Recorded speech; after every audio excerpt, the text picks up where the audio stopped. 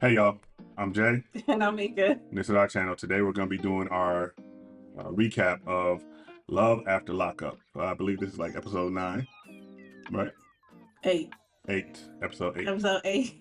All right, so this is again episode 8, and we're starting off with Courtney and Will at the altar. The anticipation was whether she was gonna say yes or no.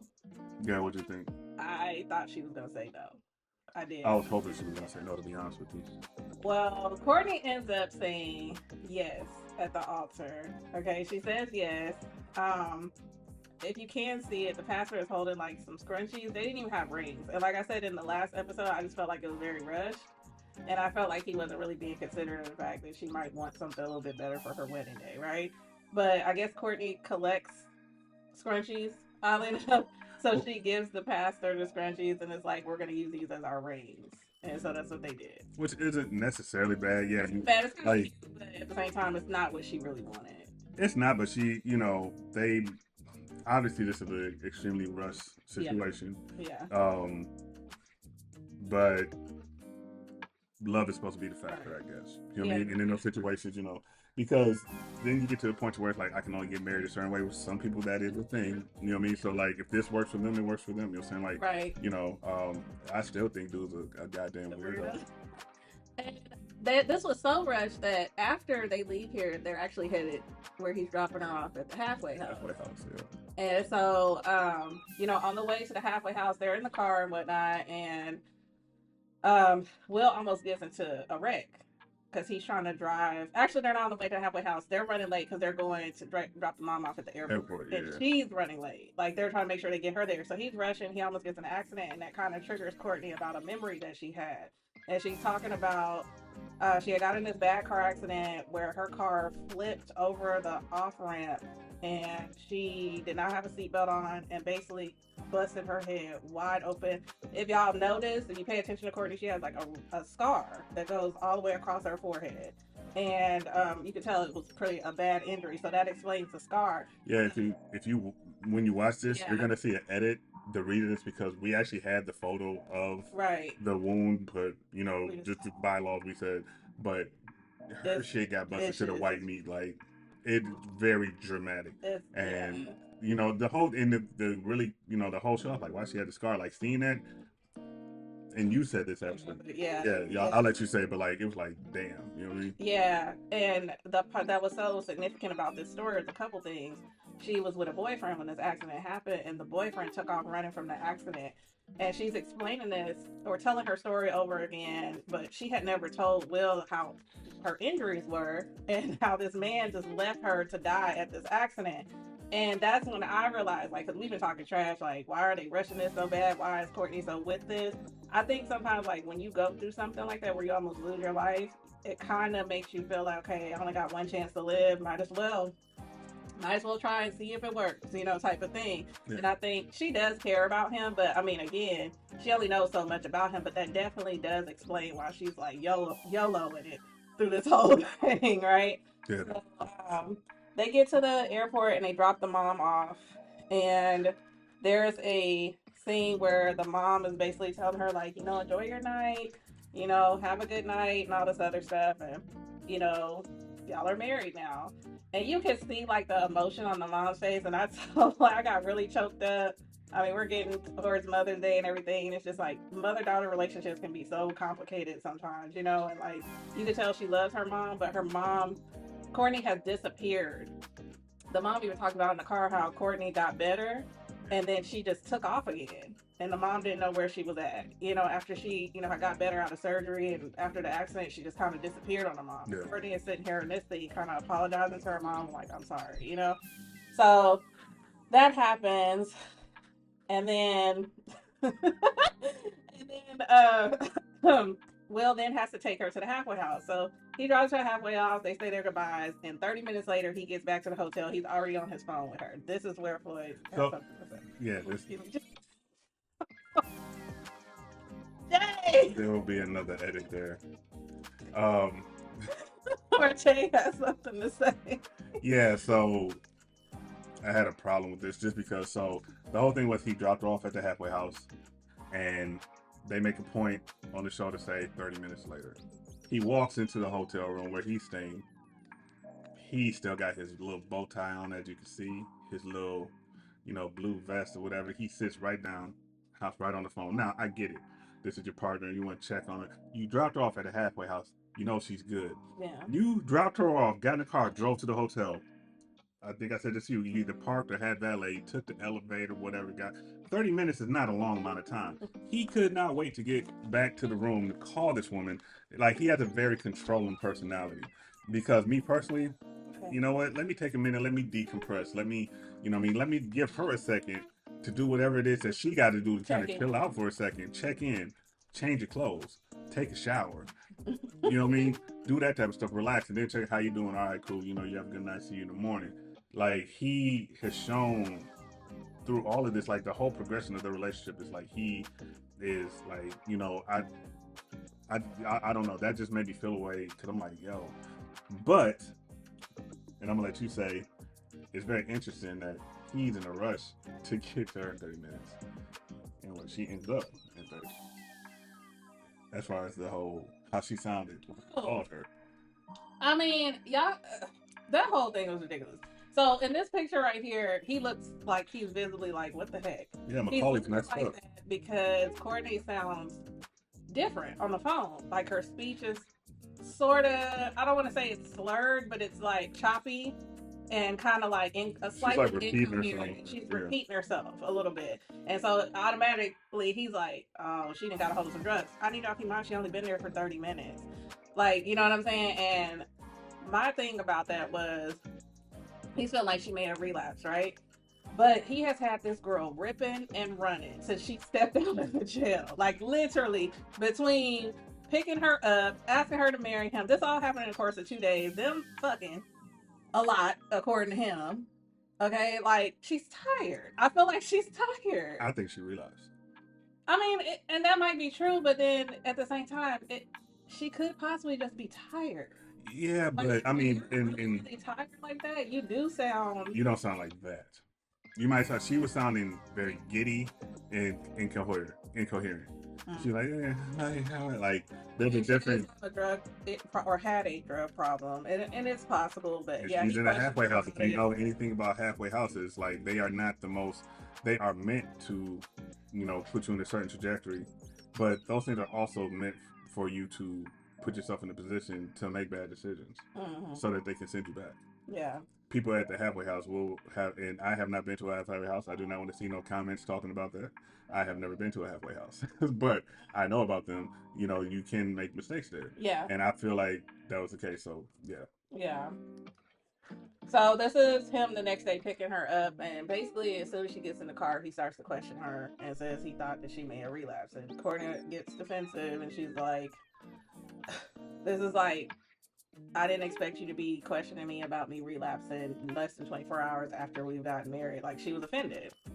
She was like, "I was tired." That's literally what she said. So that was their thing. So let's move on to Kiana and Demasha, okay? So here he is, all giddy. And she's giddy, happy, and they're on their way on a little date. Hold on, go back real quick. Why he got this little ninth grade chain on? I got a Uzi. Yeah, I got a Uzi. Like that's a chain that a ninth grader will wear. Like that's back in the day when we used to wear them no limit. All right. Well, he's been in jail for a minute, so I don't know. He couldn't have that there. All right. Well, maybe he had it before he left, but it was his favorite piece. He put it on, sometimes.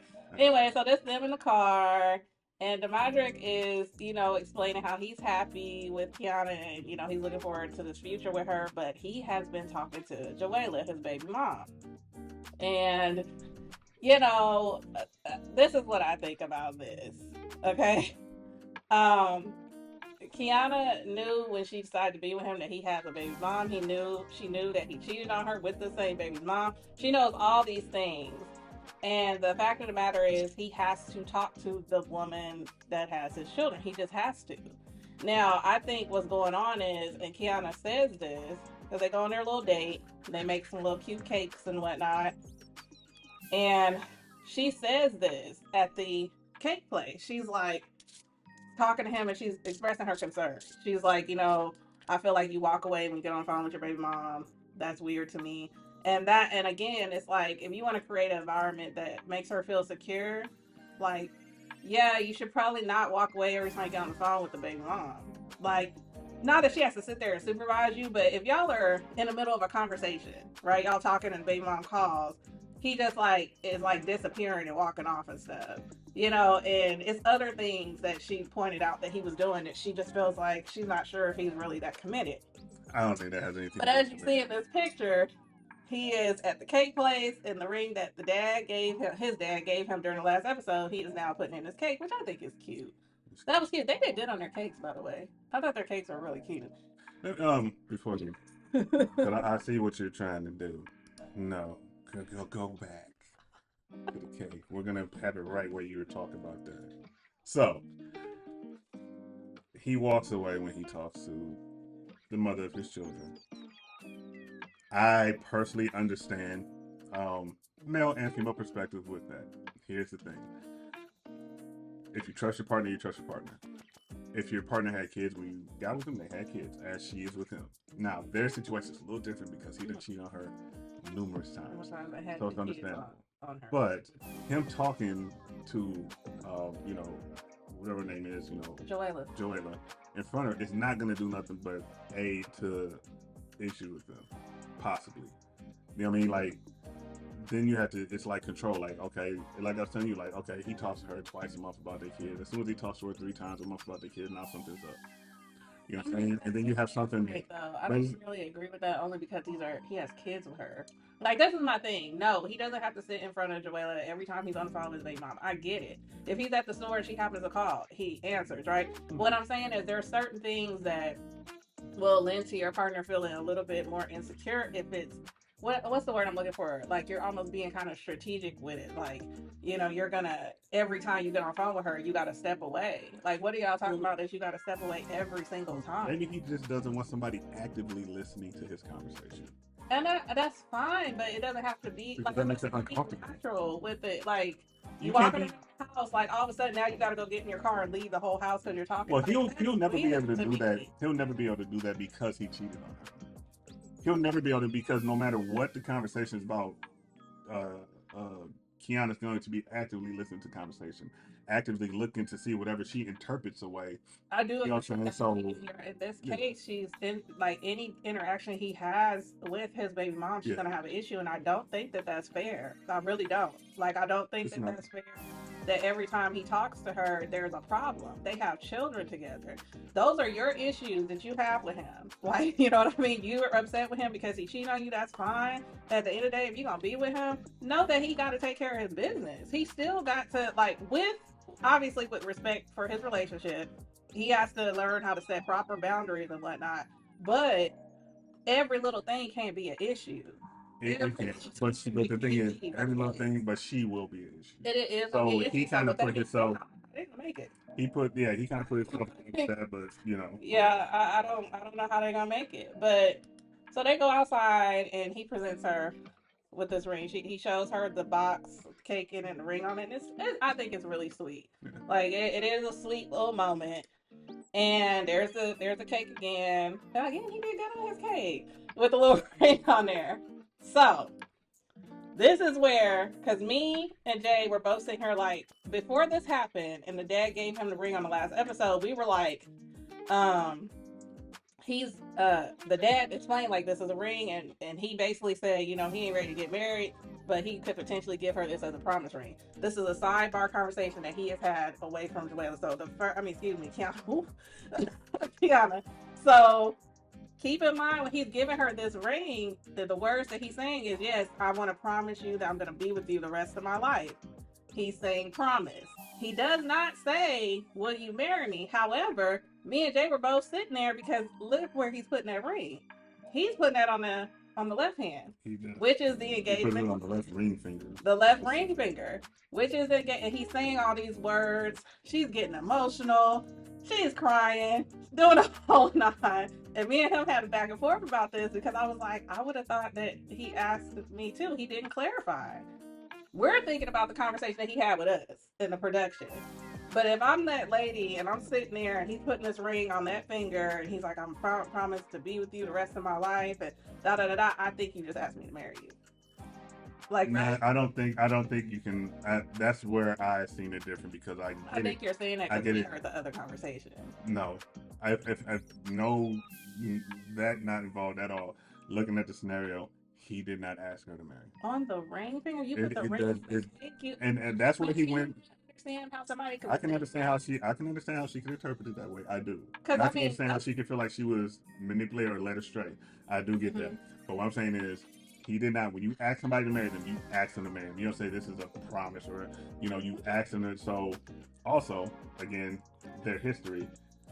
She should know that obviously he has led her certain ways in the past. Mhm. He did just, and that might come up in the next episode because when I watched it, and honestly, I knew he wasn't going to ask her to marry him in the first place. Well, I didn't think that either until I Yeah, saw this part, yeah, and and I was I was like, like, oh, okay, but something was maybe like, fine. it's about like he's letting her know like, look, as we know, he's like, hey, I'm trying to do this because he said it like this is it. I promise you, never asked him to marry. Yeah, Never. yeah. So if she goes over the top, you should have probably asked for some clarity. Like, hey, you got in the car, like, hey, so it's a Well, he should question. have provided the clarity. He really should He have, did. knowing his He said, I intentions. promise. He No, was he very did clear. no, because you even say you can understand With if the there's ring. Yeah, confusion. that's Like where there's he messed confusion up. there. He should have provided clarity, and he knows that. He says that in this scene. Matter of fact, he says Kiana has been talking about getting married for the last few years. I just don't know if I'm ready for that yet, but I know that that's what she really wants. Yeah. You know what I mean? So you kind of being a little, you know what I'm saying? But He's pacifying her. a little bit, yeah. So that was their scene. So now we're at our show favorites. Right? So here is Alexis. I'm not to my show favorite no more. Well, yeah, they kind of slowed down a little bit, but Alexis and JK. Julius, and they're waking up in the bed, kicking, laughing, and this is what I was talking to you about, babe. Like I do feel like their relationship is obviously like they, you know what I mean, like they're together. Yeah. They act like they talk about personal things, they laugh together. You know what I'm saying? I don't think that Julius is just trying to navigate his life, figure his life out right now. That's what I think it is, and unfortunately, she's kind of getting caught in the crossfire with that. But I do think I'm not gonna sit here and say that he does not care about her. No, I won't say that. I don't. I've seen the comments. I don't think that it's that he doesn't care about her. I think sometimes we don't give people grace. Again, I said in the last one, he has been in jail for a greater part of his adult life. Like he went No, to jail all of his adult life. all of his adult life. So I think that definitely needs to be considered. Like, where is he learning about relationships? Nowhere. He had, you know what I'm saying? Like, this Even is outside first of time that, like, being able to be in a relationship. even outside of that, like you usually need to spend like more time with a person before You move with them. when you move with them. And so like I mean that does work sometimes. It's not what I'm saying, it's not like a monolithic statement. Like it does work Yeah. sometimes, but it's not and then you're doing that same thing from this into that picture. You're doing a certain thing from a certain thing. Well, that's what I can get right now. It's you know, it's wrestling the situation. That's what it is. Girl, and I ain't worried about that. I wear my button all the time. It's fine. But so this is Alexis, and she's making this face at him because they get into this conversation after they get out the bed. Julius is getting ready to go to the studio. I don't know if y'all know Julius has like aspiring. He's an aspiring rapper. He has a little rap career. Not little. I don't want to say that, but he has. MC He wants such to and be such. a rapper. Alexis is like, we got bills. That's nice. We got bills though. Also, I made it like but his music is good.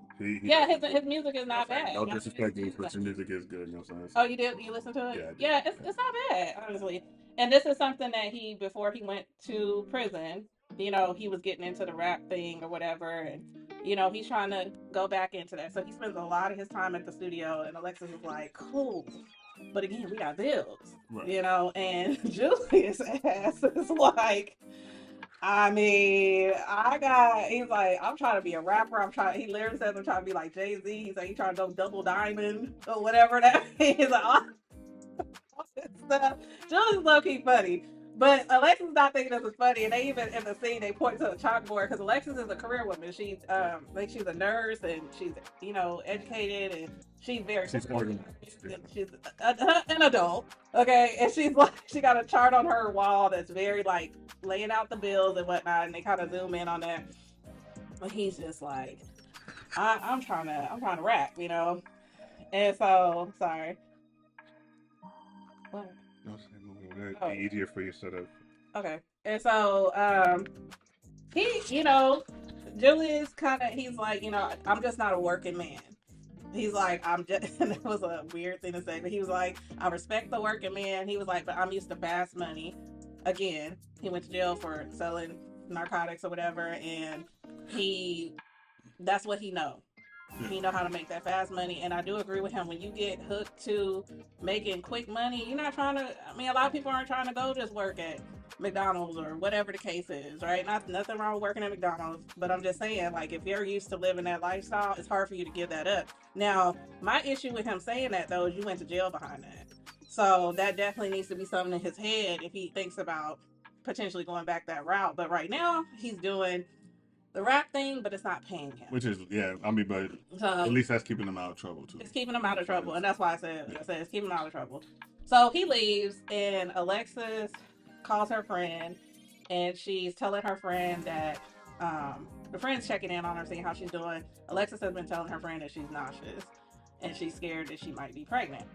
So the friend comes over and gives her a pregnancy test, and looky here, it's positive, which we knew because we reported that on our page that she was pregnant, and because she had a baby shower and whatnot, people were speculating whether that was true or not.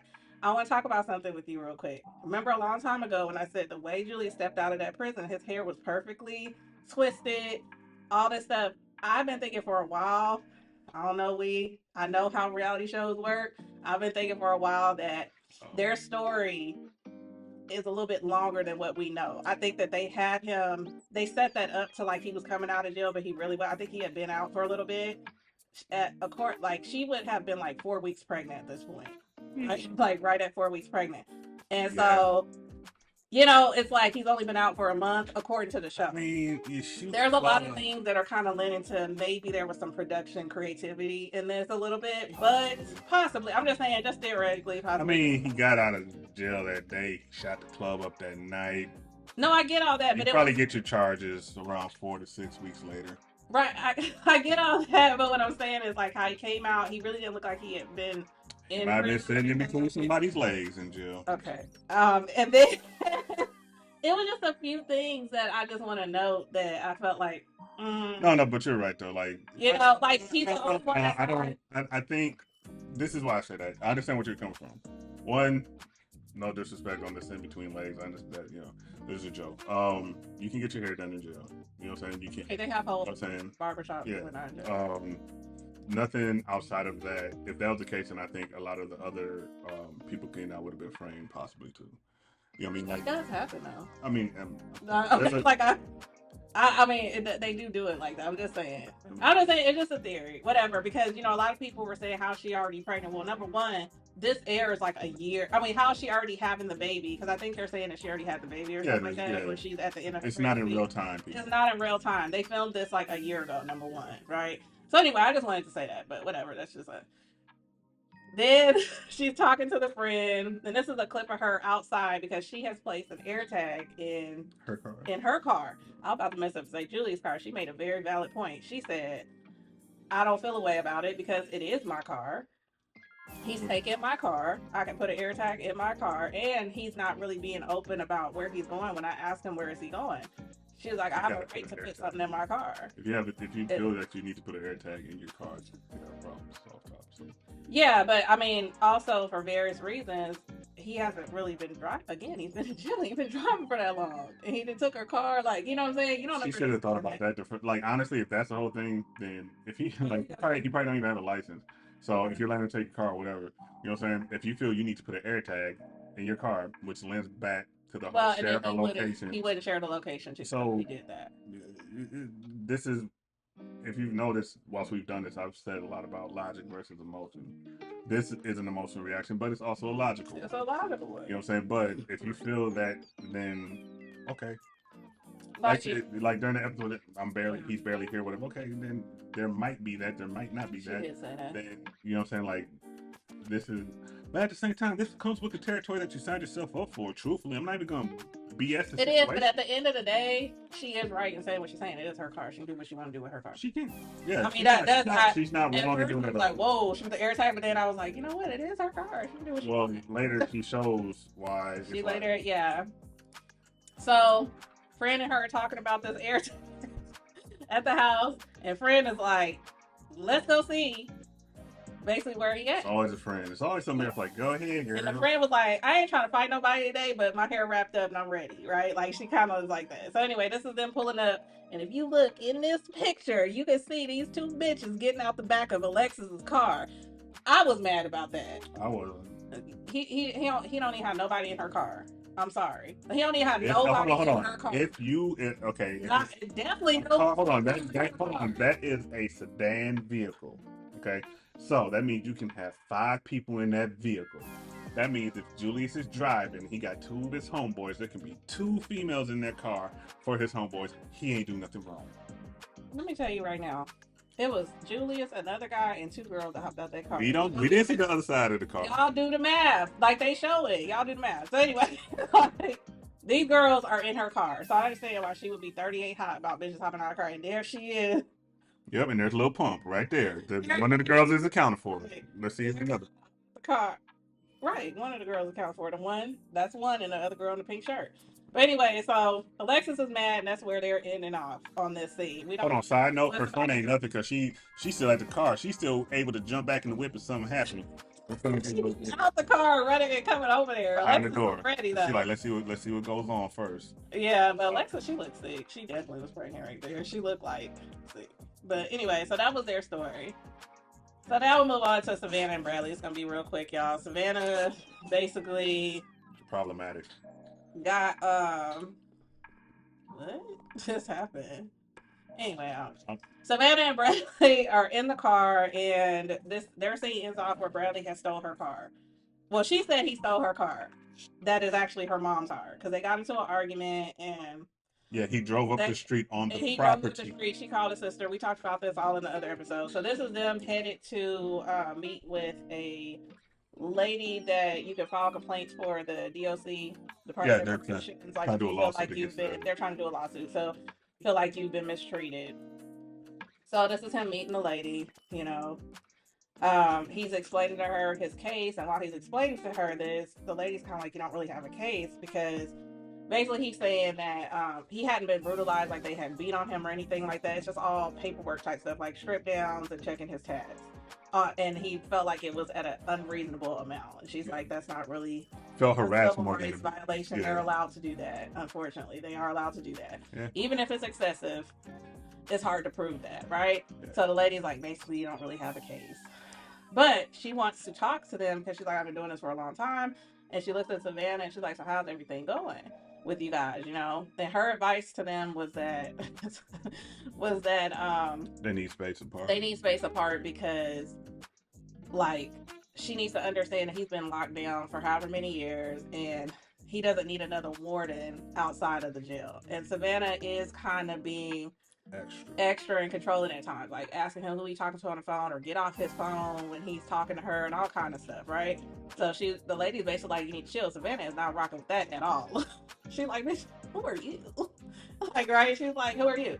So then they get in the car and Savannah looks over at Bradley as they're driving. She was like, so is this lady supposed to be like your attorney person or is she a therapist? Because what is she talking about? Basically, she didn't agree with me. And you said during this, you were like, Savannah just don't want to listen to nobody. She want to act the way she want to act. She want to be pissed off the way she want to be pissed off. And that be that. You know what I mean? She's one of the people that needs somebody to acquiesce to every move that she's in. Yeah. So, and Bradley is disrespectful. I mean, he is. This guy, I ain't gonna lie to you. I know she get on his nerves, but the way that this man call her a bitch every other scene, he don't ever say it to her face though. Which is respect. Other scene, he calling her a bitch. I'm like, God, no. So anyway, he told her,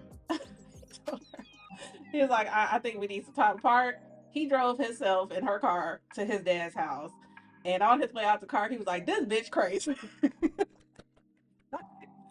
Like, God, no. But but the thing is though, like we haven't seen it. We've seen little stuff of them their whole situation is problematic, and all of the problematic, it's both of them.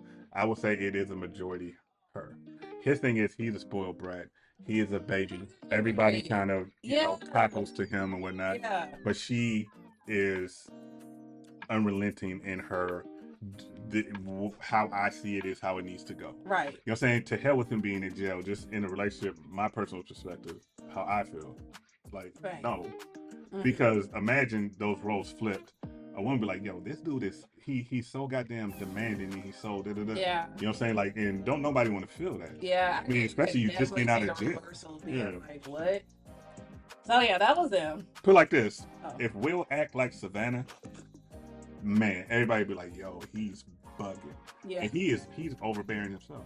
Yeah. Mm-hmm. Yeah. So this is Joey. Michael had told Joey that he popped positive on his UA. Turns out, he was just joking. Okay.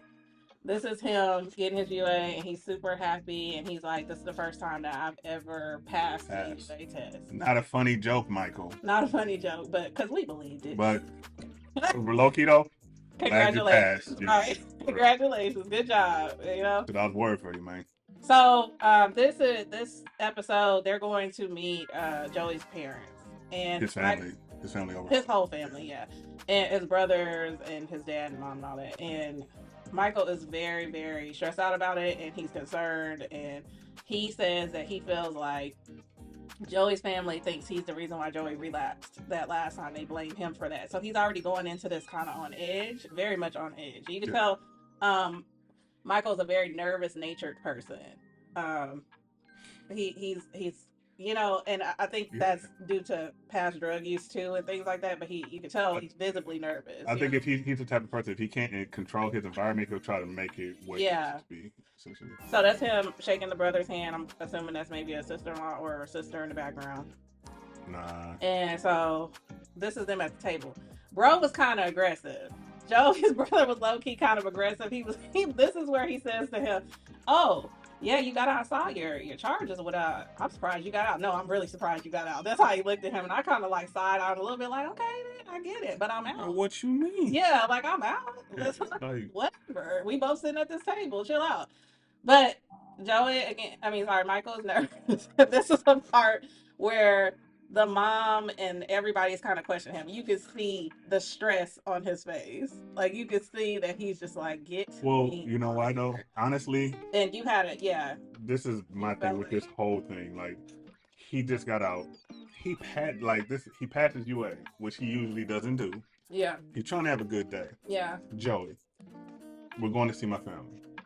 And so when we do this, you know what I mean, the pictures, we don't, you know what I mean, she orders them, we don't necessarily know, so I don't know what's coming up, but if I get ahead, I feel like continue to have your situation, the person you're with, have a good day.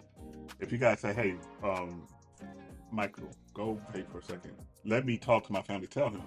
Mm-hmm. Because this was one of the most uncomfortable things I've seen. You know what I'm saying? And I honestly think, even though you can see that person to use. Yeah, and I see exactly. Yeah. You know what I'm saying? It's like this type of thing, that emotional, I just got out, I had a good day, and I have all these people beat me down about something that I've done. Yeah. And I'm actually trying to, like, all right, well, the hell with it. Yeah. You know what I mean? Like, that's like, this is not, I didn't see anything positive. Even though they were trying to be positive, they weren't trying to be positive for him. Yeah. They're trying to be positive for Joey. And I understand that that's their family, but being positive for him is being positive for him. Like, you know, hey, you know what? Okay, cool. 2 minutes. Hey, How the hell are these hot dogs? Eat these glizzies, man. You know what I'm saying? Like that kind of thing. It also didn't help some of the way he was answering some of the questions. Again, I think that was nerves too. Yeah, I think that was his defense. Like, the mom said, "So what? You know, what's going to be different this time when you get out?" And he's like, "I don't know." He was like, "I mean, it's hard to give up on my friends. I get it that they, you know, use and whatnot." He was like, "But they're my family, and it's hard for me to give that up." That's not really what parents want to hear. You know, it's not, but like. He has to work to that. No, I get it, but the reality is, it's not what a parent wants to hear. But here's the thing, like, so I'm just speaking in that, and I know he's nervous. That's part of it. Yeah. Some of his answers for sure. But yeah, that was a stressful. But as a parent, they're supposed to be like, especially them being ex-addicts, them coming from this. Yeah. They're supposed to be able to say, you know what? maybe I shouldn't press him right now. Why don't we get to know him first, have some, and then later we can have these conversations. Maybe the brother says, "Hey, man, come over, let's talk." One-on-one. Yeah, like don't like an they jumped on That's him. uncomfortable for You know people what I'm who saying? don't have a past of being in prison and drugs. Like, you know, when you letting somebody into your family unit and everybody's sitting around like, so what did you do? Yeah. What school did you go to? Where'd you graduate from? Did you graduate? Yeah. Well, you know, like Now, it's kind of like the same thing, but worse for somebody that's an addict. now let me be honest. Like we're giving Michael a lot of rope. Michael ain't shit. I'm gonna be honest. You know what I'm saying? But I'm saying in this situation, I Right. felt for him. Like from the jump, I said like Mike. He like I hope this man gets on track. Right. But he, to me personally, like okay, whatever. But I'm never gonna be happy for somebody to go away. But this to me, they jumped him. Yeah. They packed him out. You know what I'm saying to me and. I felt the way because I felt Joey sat there and let it happen, and that does nothing but aid to if he were to go and do something. It's like I was in a whole emotional state. That'll fuck your whole week up. And the dad asked him, so were how like prison, like where you've been there for so long, have you become acclimated? Like, is that what you like for you? Institutionalized. And he answered honestly. He was like, yeah, sometimes I just want to sit on my bunk and put my headphones on and zone out. He said this before in past episodes that he's comfortable in jail. You know what that's and like? Again, something that is setting off alarms for parents. The other thing I want to talk about is Joey almost died with the last time he relapsed. It just so happened the last person he dated was Michael, and they feel like addicts are very sensitive. They tell you in AA like you gotta get rid of your friends that are addicts. It's not going to help you through your journey. It can cause you to relapse. I understand that Michael's an adult, but this is a sickness, right? Being on drugs is a sickness. So with that being said, their concerns are real concerns. She watched her son convulse on a table and almost die. So that's her mindset when she's talking to him. Yeah, but she needs to have the conversation with Michael. Which she and has. I get that, but that but apparently, this is the part I didn't understand. Joey has never told Michael that he went through that. Yeah, which was okay. So question: so how is it Joey Michael's fault? Maybe it's not, but that he knew. And that's what I'm saying. Like that's what I'm saying. Like so, a couple of things. You should know. The being institutionalized. It sounds bad when you're saying a person going to jail, and that is bad, right? You know who else gets kind of institutionalized? Mm-hmm. People in the military. Yeah. They get used to going back because it's.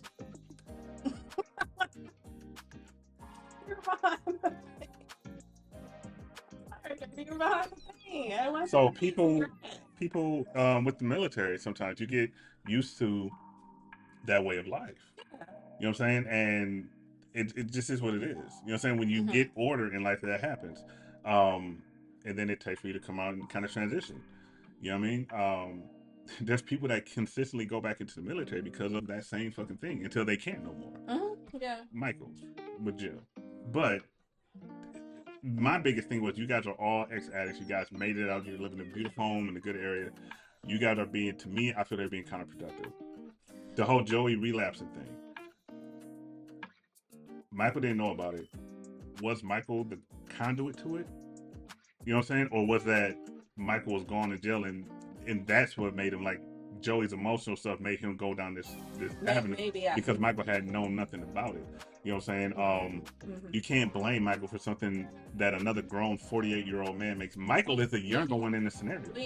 I get that, and that's why I said what I said. Yeah. That sounds good for people that aren't addicts, right? But being a drug addict is a sickness, right? And there's certain steps that you have to take, and that's Michael's responsibility, Joey's responsibility to take those steps. He should not be dating Michael. I mean, we're just gonna be real about that. He should not. Michael don't even like Joey. Michael don't even like Joey like that. But he should not be. This is he's putting himself in a fragile state. And you're right. I do think that is a conversation that they really need to have with Joey and say, hey, are you sure this is what you want to do? And they should have had that before Michael came over there. Because now it's like they're trying to get answers from Michael, like you said, about what their son is doing. Yeah. And that's not fair to Michael because now you're messing up his journey. Look at him. And also, I think Joey, because of his family, presents certain things a certain way. Yeah. Because there's a lot of pressure for him not to. I'm pretty sure he ain't nothing Michael been doing. Yeah. How he don't care about getting back to the halfway house in time and all this stuff. I'm pretty sure, and I think he. Well, a lot of miscommunication. yeah. Michael should have told him, "Hey, man, they should have had a talk. What we gonna talk about at this dinner?" you know, like Well, yeah, that's that's their story. yeah. So this was the mom, and this is the part where she's talking about Joey convulsing and almost dying on the thing. So, oh my gosh. So, Brooke and Brian, this is him. He's getting ready to go to shop for some clothes. This man has been out of prison for 2 months and ain't got no job. They told him, you need to go find a job. I thought that was my chance. They told him, you need to go find a job or you bring your ass back to the halfway house. Yeah. You know, and so now he's in a rush to try to go do that. Him walking out the door. And he's telling Brooklyn at this point that he's going downstairs to meet his friend who's gonna go take him to get clothes. Brooklyn don't know this. Let's get here. And y'all know Brooklyn, she the one that's listening through the wall. She, you know, so she was like, and before she went downstairs, she was like, "Why can't I meet your friend?" He was like, "You don't need to, you don't need to meet him." Da da da. Brooklyn took her ass down there anyway. She's talking to him, and she's like, "I need to give y'all some ground rules." She's like, "No bitches, number one." And then she's like, he needs to be back by 3 o'clock. And by the way, the 3 o'clock rule is not her rule. It is his PO rule. Yeah, he needs to be back by 3 o'clock. She's irritated because he hadn't checked out yet. At the point where he got in the car with this guy, he had not checked out yet. And she's telling him like he needs to be back. Da da da. Oh boy is like, oh yeah, whatever, cool. He's looking at her like, back up, like you doing too much, like you know whatever. I don't like him. Hold on. Let's have a quick conversation about the initial interaction between the two. As she just said, she does not like him. I don't like him. So give your viewpoint and I'll give mine because I don't want to jump ahead of the. At a point, you know, I have said in the past, Brooklyn get on my nerves sometimes. I feel like she be being extra. When she went down there to meet him, I feel like she went down there to meet him because she has no idea who this dude is. And if he was so important in Brian's life, why has she never heard of him until today to come pick him up?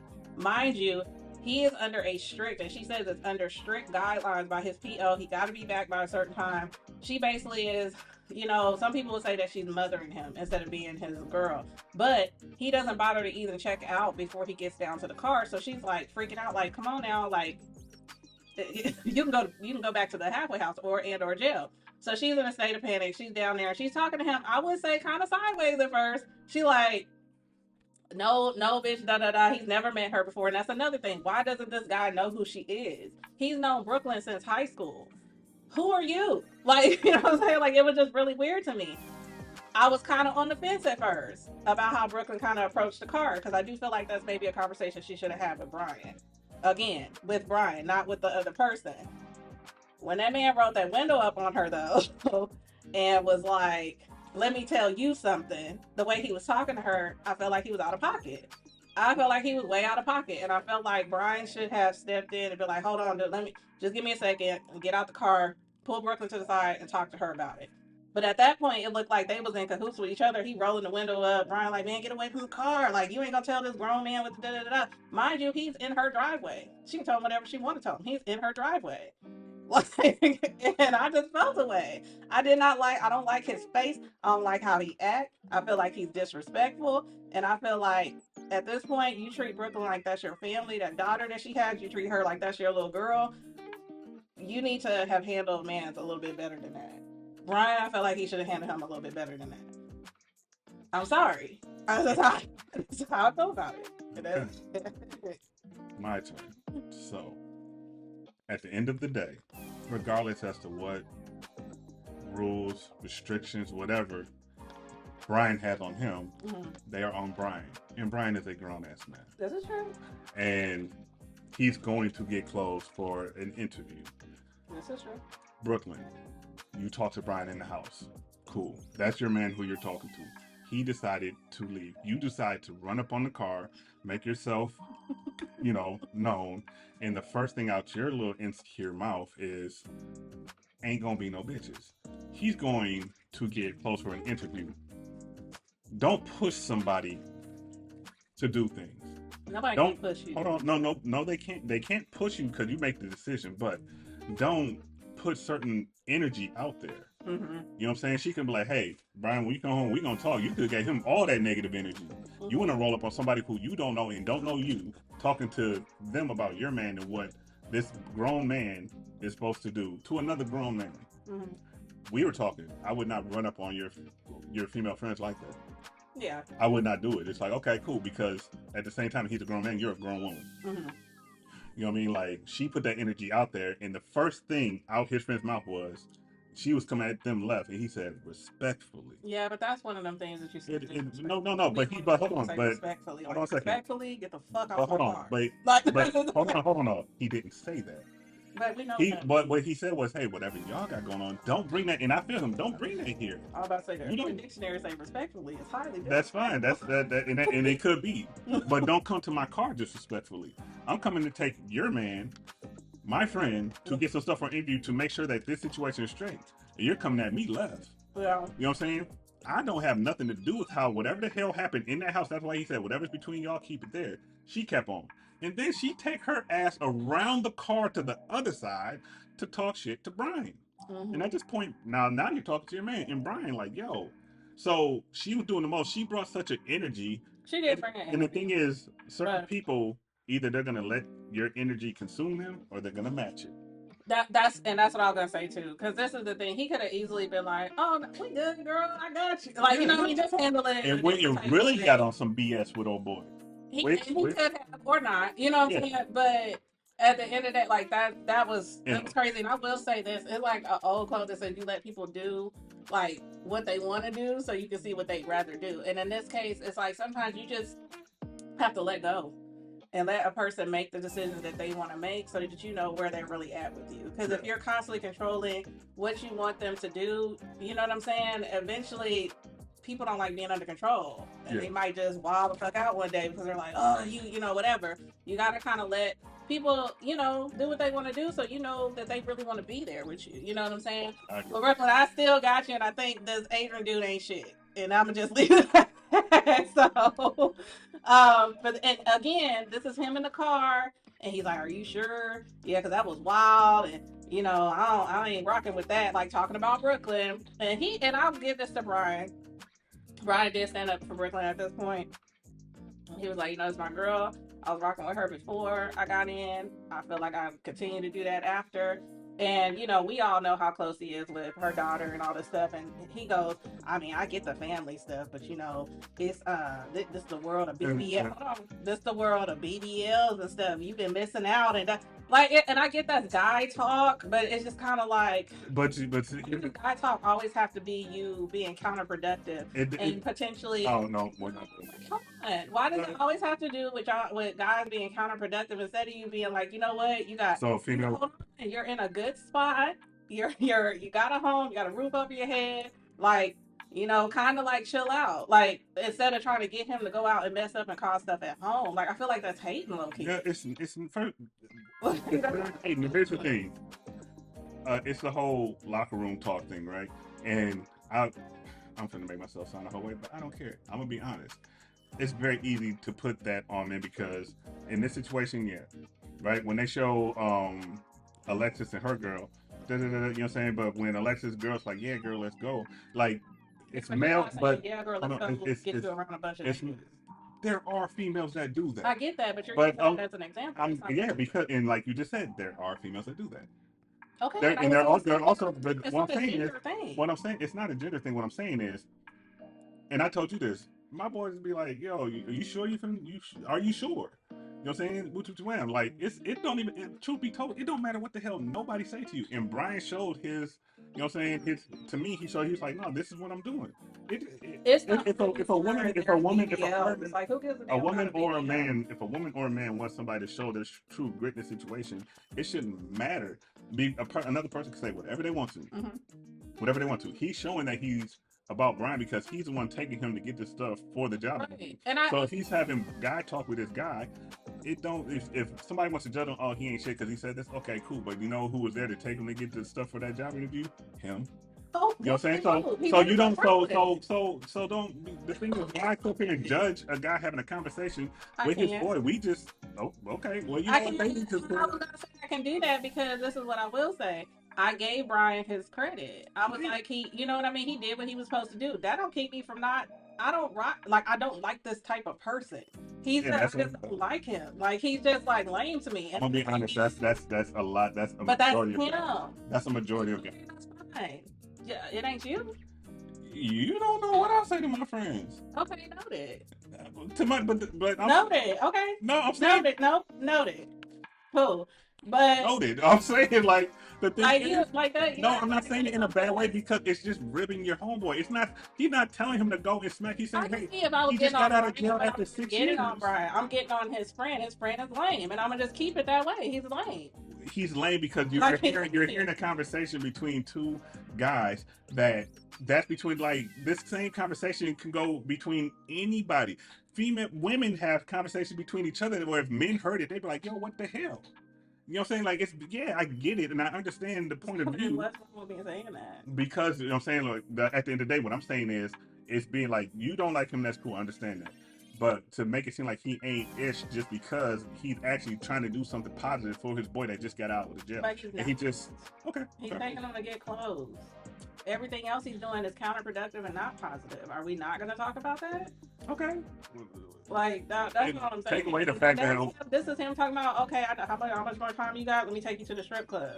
It's That's literally what he says right now. So it's just kind of like, I mean, that's literally what he's doing right now. And again, there's nothing wrong with a strip club, but I'm just making the point. Like, he has an agenda, and it ain't to keep Brian with his family. It's not.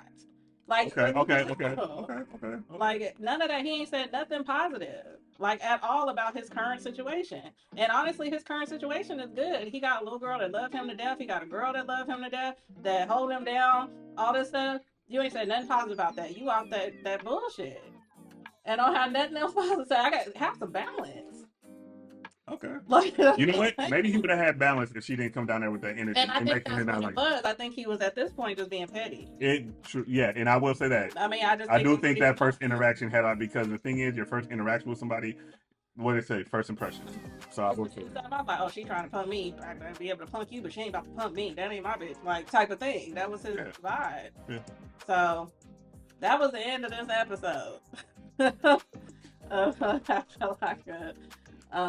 Thank you, Brooklyn, from Brian, for having us beef on. We beefed heavy. No, yeah, we ain't beef heavy. I mean, you feel how you feel. I feel how I feel. And I will say the fact that it's all perspective based. You know what I'm saying? So, yeah. So that is Love After Lockup.